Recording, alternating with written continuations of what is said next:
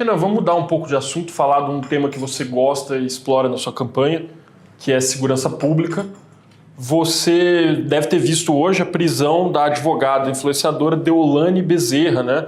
Foi acusada pelo Ministério Público de São Paulo de lavar dinheiro para o PCC, Primeiro Comando da Capital. E aí eu te pergunto, como combater o crime organizado, que hoje já tem inclusive soft power de organização criminosa? Então tem filme custeado parcialmente pelo PCC, tem cantores e artistas que são acusados de lavar dinheiro para facções, tem advogadas influenciadoras como a Deolane também. Como você lidaria com esse soft power das organizações criminosas? Pois bem, eu já venho falando muito que eu vou adotar uma postura que não será necessariamente a postura que se espera do candidato liberal ortodoxo, no caso tradicional. Eu acho que no combate ao crime organizado, nós temos que passar por cima de determinadas liberdades. Dentre elas, a liberdade de expressão de artistas influenciadores que são porta-voz de organizações criminosas. As pessoas se esquecem quando a gente fala de organização criminosa, às vezes acham que é um tráfico, uma lavagem de dinheiro. Veja, no mesmo dia que o PCC está fazendo uma determinada operação financeira com a Deolane, como aconteceu, o PCC está participando de brigas em favelas em que morrem dezenas de pessoas todos os dias. Para um país que vai morrer de 30 a 40 mil pessoas só esse ano, todo dia precisa morrer dezenas de pessoas, e boa parte delas são brigas entre facções. E não podemos aceitar que pessoas que participem ou do debate público, ou que estejam, vamos dizer, nas redes sociais lacrando, produzindo seus vídeos, naturalizem isso. A Deolane nunca escondeu que ela era advogada do crime organizado. Essa é uma das características que o Pose do Rodo também tinha, que o Ian tinha. Não é que era um trabalho dissimulado, era um trabalho escancarado. Falou, não, eu sou advogada de porta de cadeia assim, não, eu faço isso e vou tirar o meu cliente da cadeia, porque ele só é culpado se for condenado, e olhe lá que eu vou recorrer. É uma cultura da normalização do crime, da naturalização do crime como uma prática menor, como se fosse não é nem uma falha de caráter, é como se fosse uma falha em ser pego. Ih, malandragem foi pega. E isso se naturalizou, e a gente percebe bem, nas camadas mais baixas da população brasileira. O que tem em comum tanto o Pose do Rodo quanto a Deolane? Eles falam com a classe C, D e E. A Deolane, quando ela... Acho que não sei se ela estava nessas casas, fazendas, um reality show, o do Carlinhos Maia, eu realmente não me lembro qual era. Ela foi...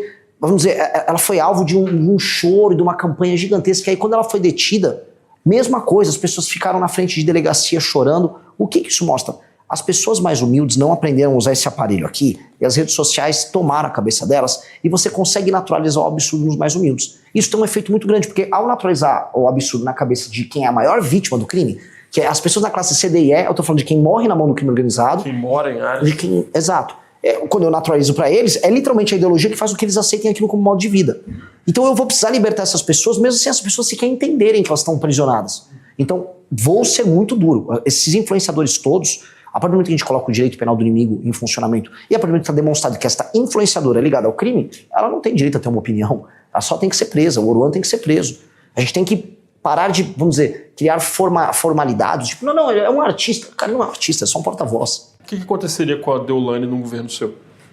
Aplicação do direito penal do inimigo, ela faria que, eu passando o projeto, ela fosse enquadrada, e aí ela não poderia, por exemplo, dispor, por mais que ela em si não tinha, por exemplo, traficado droga, ela não era a traficante em si, ela fazia parte da estrutura de lavagem de dinheiro, como essa operação pegou. Só que ela seria enquadrada como membro dessa estrutura, e aí como partícipe de toda a atividade delituosa. Ela não ia, por exemplo, ter direito à progressão de pena. Uma pessoa que tem um enquadramento, ela não tem mais a presunção de inocência. Então, uma pessoa que é enquadrada de acordo com o direito penal do inimigo, e aí o Ministério Público, a Polícia Federal, os órgãos de investigação, não, este aqui é claramente um membro, foi pego pelo COAF das Relações Econômicas, ou ele estava com uma metralhadora escrito CV na camiseta na frente de uma favela. Pois bem, esta pessoa tem presunção de culpa. A operação policial, qualquer uma, ele foi encontrado na rua, ou uma câmera numa cidade pegou aquela pessoa circulando, ela é presa na hora, já é levada para o presídio sem audiência de custódia, ela não pode pagar fiança para sair, e ela vai ter penas muito duras. Portanto, o direito foi rápido com ela, e as penas são duras. É isso que o direito penal faz com o faccionado. Então, nós precisamos atuar dessa maneira, e isso vai incorrer do pequeno traficante ao grande traficante, do Oruan Deolane. Renan, se eleito presidente, você vai governar um país que tem um poder judiciário que aplica a Constituição de 88. E por mais que você fale em direito penal do inimigo, como que você compatibilizaria isso com essa estrutura que existe? Os juízes vão continuar julgando, os ministros vão continuar dando decisões. Como concretizar essa ideia sua? Primeira coisa que vai ser muito engraçado se o STF se opor ao direito penal do inimigo sendo aplicado por nós contra o crime organizado, quando o próprio STF aplicou o direito penal do inimigo contra o Bolsonaro e a turma do dia 8 de janeiro. Eles fizeram isso. Foi criado um inimigo, e o inimigo era basicamente o bolsonarismo, e aí a lei era rápida, o inquérito era veloz, e as punições muito duras. Foi basicamente o que o STF fez, foi a aplicação do direito penal do inimigo, porque o próprio STF sabe que funciona. Tanto funciona que eles utilizaram contra o inimigo deles. Eu vou avisar, STF, isso aqui foi uma operação exótica que não passou na prática pelo legislativo. Nós formalizamos isso no legislativo, agora nós vamos executar. Você vai se opor? Então, se eu fizer uma operação, por exemplo, em Santa Quitéria, no Ceará, ou fizer uma operação na Rocinha, se eu vier uma decisão do STF falando não pode cumprir, eu tendo passado no legislativo, tendo cumprido todo o processo legislativo, eu não vou respeitar a decisão que vier do STF. Eu não vou cumpri-la. Porque é uma decisão eminentemente ilegal.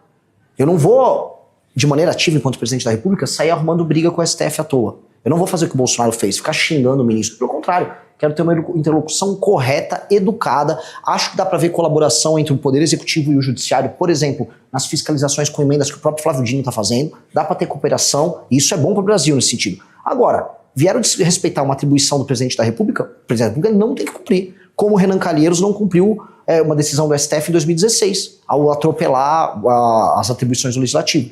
Será assim, sem show, sem grito. Não vou cumprir, vou continuar minha operação aqui, estou dentro do cumprimento da Constituição. Então, esse elemento exótico do STF não vai ter vez conosco. Eu também não tenho nada, não estou devendo nada para ninguém, estou bem tranquilo com relação a isso. E aí entra a segunda coisa, que é a aplicação erga omnes em todo o judiciário. Há, da parte do judiciário, muito espaço para inovação. Então o juiz vai dar uma sentença nova, especialmente de primeira instância. Ele dá, vamos dizer, a sentença lacrada, imaginando que com aquele efeito liminar ele suspende algo, e aí que você vai resolver no tribunal. A gente vai ter que mexer no CNJ e acabou a sentença lacrada. O Brasil tinha que chegar até a súmula vinculante, bem vinculante, como acontece em países como os Estados Unidos, para você não ter invencionismo. E a gente vê muito invencionismo na primeira instância. Bom, tem um lema da sua campanha, não sei se é um lema, se é um slogan, que é o tal do prendeu, matou. E ele é catchy, assim, ele pega bastante, eu já vi pessoas assim, as mais diversas falando desse negócio do prendeu, matou, mas eu queria saber como que você lidaria, Renan, com assim, a responsabilização que pode vir de uma eventual morte injusta, uma morte de uma pessoa inocente, que pode acontecer se você adotar o prendeu, matou. E aí, como você lidaria com a possibilidade de ser responsabilizado nessa de prender e matar? O líder que estiver junto com as polícias no trabalho justo e sério de reocupar as áreas que estão hoje na mão do crime, ele vai ter que arcar com as eventuais falhas no processo. E olha, eu não nego que poderá haver, eventualmente, uma operação em que eu vou retomar o Complexo da Penha, alguma vítima inocente. Pode acontecer porque nada é perfeito. E nada no mundo dos homens é perfeito, e nada na ação policial violenta será necessariamente perfeito. Nós temos que trabalhar em nome da perfeição. Nós temos que trabalhar para ter um número, vamos dizer, mínimo ou nenhum de vítimas. Mas, entretanto, eu não posso prometer nada. E eu tenho que trabalhar, para proteger a instituição policial que tiver, não de má fé, cumprindo o seu trabalho, e entender que nós temos que fazer o trabalho de previsibilidade na hora da ação para evitar, de qualquer maneira, uma vítima inocente. Mas, dito isso, é um cenário de guerra. Dito isso, a inação, o medo de agir, faz com que pessoas morram na casa das dezenas todos os dias. Então a minha fraqueza está permitindo os outros morrerem diariamente na casa das dezenas. Tem dias que é na casa das centenas. E a única coisa que me resta é correr o risco e evitar essas mortes, eliminando quem tem que ser eliminado, que são os membros do crime organizado. Agora, prendeu, matou, né, para quem está curioso, prendeu ou matou. Se você faz uma operação na favela e as pessoas se entregam, elas estão presas. Se ele manteve a arma e quis trocar tiro, não há outro caminho. Não é prendeu e matou. Prendeu ou matou. Ou matou. Porque acaba rolando um elemento poético aí, em que abre espaço para a interpretação das pessoas. Eu dei uma caetaneada aqui, mas é isso.